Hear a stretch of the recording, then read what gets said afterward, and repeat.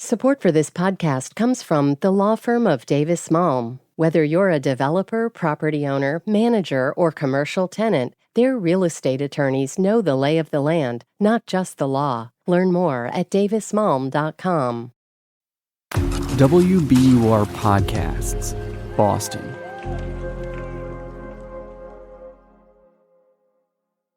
I'm Daryl C. Murphy, and you're listening to The Common.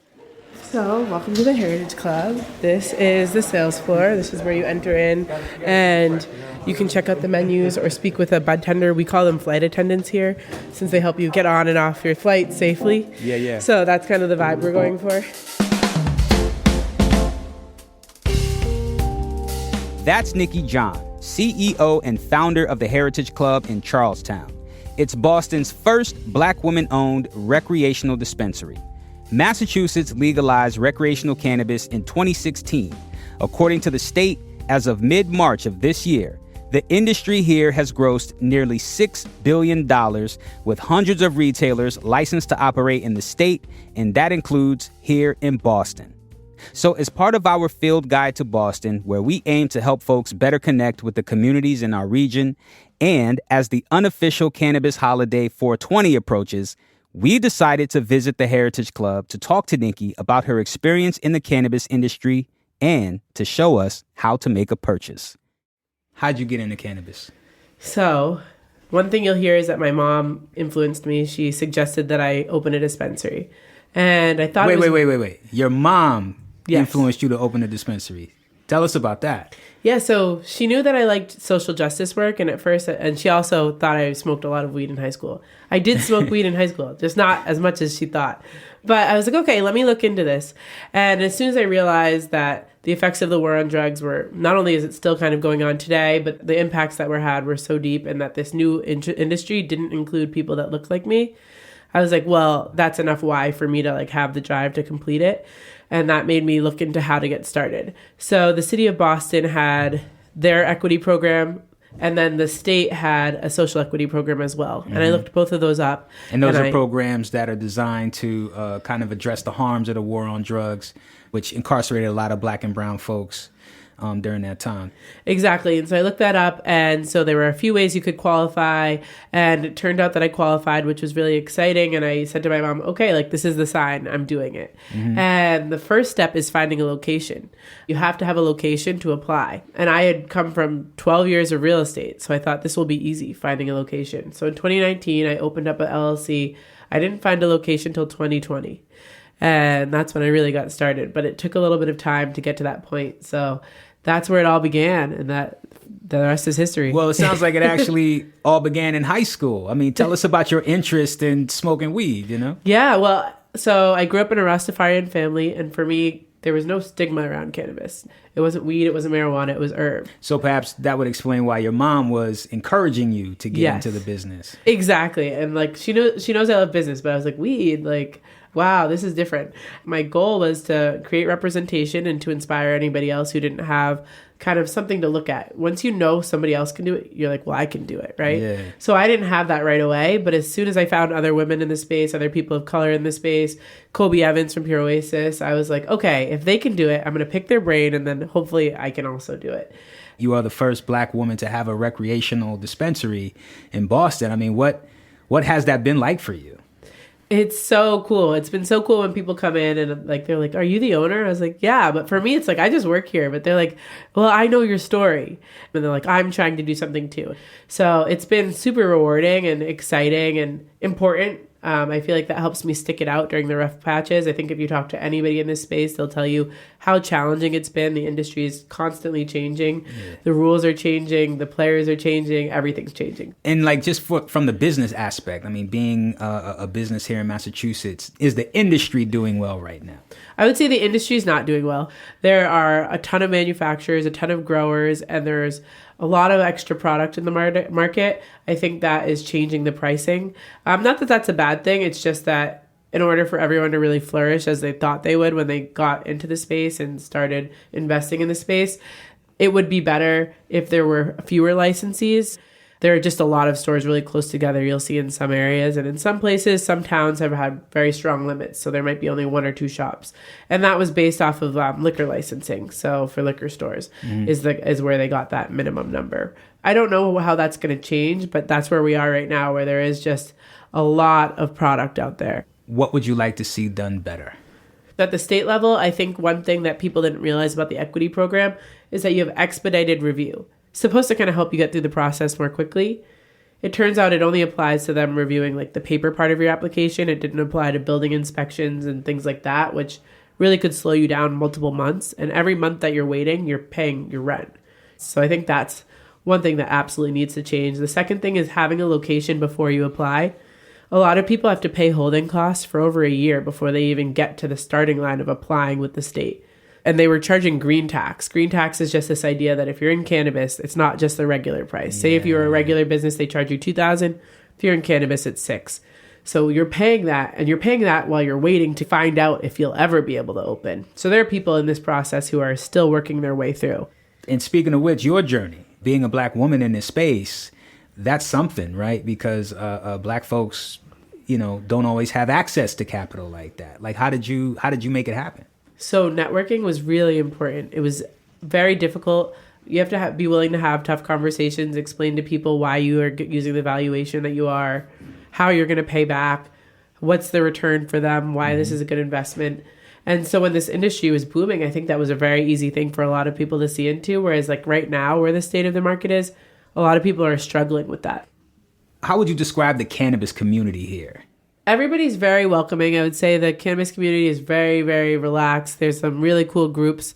Boston Trees is a great place to connect with people who want to chat about it online, but there's also different meetups and different events. Is that a bostontrees.com or? It's a Reddit group. A Reddit group? Yeah, okay. A Reddit group. But yeah, so that's a great way to just see what's going on, see what products people are talking about. When something new comes out, you get really honest feedback on there. So that's a good place to check out. And then in terms of like going to different events, there's pop-ups at dispensaries where you can come talk to the brands, talk to the growers who made it. And I think the music scene is like one of the biggest places where you're going to obviously find cannabis users out on the commons in the summer when Boston Calling, all of those things. So, right on. Well, Nikki, we're going to take a break right here. But when we get back, we're going to buy some cannabis. Awesome.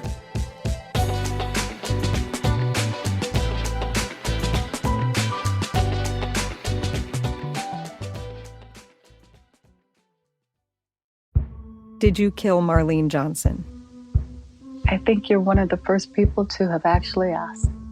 From WBUR and ZSP Media, this is Beyond All Repair, a new podcast about an unsolved murder that will leave you questioning everything. Somebody should be in jail for murdering my sister. A woman who's never been believed. As long as they think I have done this, then they're not looking for who actually did this. And that's what makes it a cold case. No, it's a botched case. And a search for the truth, once and for all. Wow, it just gets more interesting. Beyond All Repair. Listen and follow wherever you get your podcasts. Be careful. You're digging in a place that's been very peaceful for a while.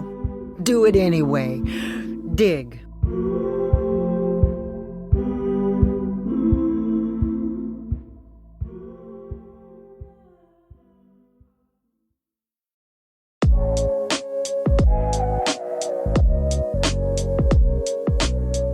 And we're back at the Heritage Club with CEO and founder Nikki John. Getting to the fun stuff. We want to buy some weed. Yes. Before we get started, let people know what will they need before they make their first trip to a dispensary. Awesome. So when you're heading to the dispensary, you're going to need an ID. It's 21 plus, so it's really important that you have either a driver's license, it can't be expired, or a passport, or another state issued ID with a photo on it. And they will scan that and send you on your journey. Mm-hmm. Also, whenever I go to a dispensary, I always carry cash. Could you talk about why that's important? Yep. So dispensaries, because it's not federally legal, they can't always accept all different types of payments. I would always bring cash just to be safe. Sometimes they have ATMs on site, or you'll be able to use a debit card at some dispensaries.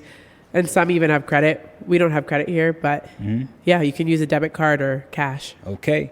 For folks who are new here, what should they look for when they're looking for a legit dispensary to shop at? Ooh, yes. So that's important. So you have a license. They should have it at the front desk when you first walk in, just so that you know that all of the stuff in here is tested through the Massachusetts labs. They have labs that have to test every batch of items that come out. And every item in here is tracked seed to sale. So from when it's about 6 to 8 inches to when it's harvested, cured, packaged, it's tracked and it has a number, so you know where it came from. You can't just walk in and like just pick up a bud and just say, okay, I want this one, right? How do you go about making a selection and stuff like that? Yeah, so you'll be able to check out a menu. You'll be able to walk through and see what strains they have. Some places have bud bars where you can see what the strain sort of looks like, and you can also smell it. I'm really into, like, if you smell a strain and you like it, that means that it's the right one. So you might not just be having indica or sativa, but you'll kind of figure that out. All right, and when you say indica and sativa, you're talking about the 2 different strains. Yep, so those are the lineages. So lineage. The types of flower that was grown. So technically, like, a lot of people don't love using those in the industry itself because they are a little bit limiting in understanding how it's going to feel to you. There's terpenes that kind of are a little bit better at explaining that, but broadly, you kind of know if you like indica or sativa. So typically, if it's like an indica flower, when people think of it, they think of like in the couch. That's something you take for relaxation and sleep. And then you have sativa. So sativas are actually shorter plants. They tend to be more orangey. They have more of that citrusy smell. And so that kind of leads into the terpenes. And more of an energetic effect. Exactly. I like sativas for a sunny day, going on a walk or something like that. And I like indica for exactly that, just being in the couch, eating some snacks. Exactly. Know? Yeah. Thank you for explaining all of that. I would like to make a purchase here at the Heritage Club. I think I want to get started with something simple like a joint. Give me a suggestion and then walk me through the purchasing process real quick. Okay, since you like sativas, let's head over to a menu. So we're walking up to the counter. Now, I see you have the iPad. This is what a lot of dispensaries use so that shoppers can browse, right? Exactly. Yep. So you're able to search on the menu, and then we place an order kind of like you would at a restaurant. It prints a ticket, and they fulfill that for you. Okay. What would you suggest for a newbie? So I actually would suggest the Citral Glue. I really like it. It's a sativa-leaning pre-roll, and the thing that is great about it is it is something that's going to make you want to do something with your day. What if I'm a newbie and I want something where I just want to chill? So if you're looking for something to relax, I would suggest the LA Kush Cake. Let me grab that and add that to your cart. Okay. And the nice thing about that, so that one's 25%, so you could smoke more of it without getting too high. Getting too blazed? Yeah. Okay. Tell me about some of the other options in case I'm somebody who doesn't want to smoke. Maybe I can't smoke, for example. Exactly, yeah. So if you're looking for edible options, we have beverages, gummies, chocolate bars, and tinctures. So the nice thing about all of those is, like you said, it's smoke-free. And they come in little 5 milligram doses for the most part. And it's a mix of like THC and CBD. So that's another good thing. If you're getting started, CBD is a great thing to mix in so you're not getting, again, the side effects. Like a CBD THC blend. Yeah. And it's one of those things that you'll be able to look into the cannabinoids. That's like all when it says like the total THC, cannabinoids are part of that. It tells you what's included and you'll be able to see which ones you like best. So that's something to keep track of as you're trying new things, is if you find a strain you love, see what's in it. See what the parent strain is, see what the cannabinoids are, and then try to find something similar. Okay, well, Nikki, this has been an absolute pleasure. Thank you so much for opening your space up and welcoming us here and taking the time to talk with us at the Common. We really, really appreciate it. Thank you for flying with the Heritage Club.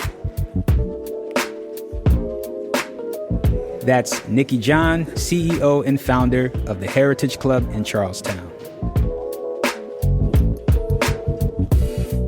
And that's our show for today. Thank you so much for listening to The Common. Let us know what dispensary are you interested in visiting. Hit us up on Instagram at WBUR The Common or send us an email at thecommon@wbur.org.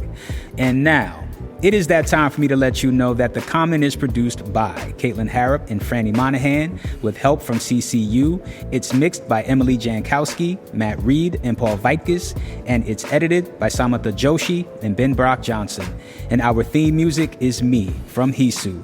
And from the Heritage Club in Charlestown, I'm Daryl C. Murphy, and I will talk to you soon.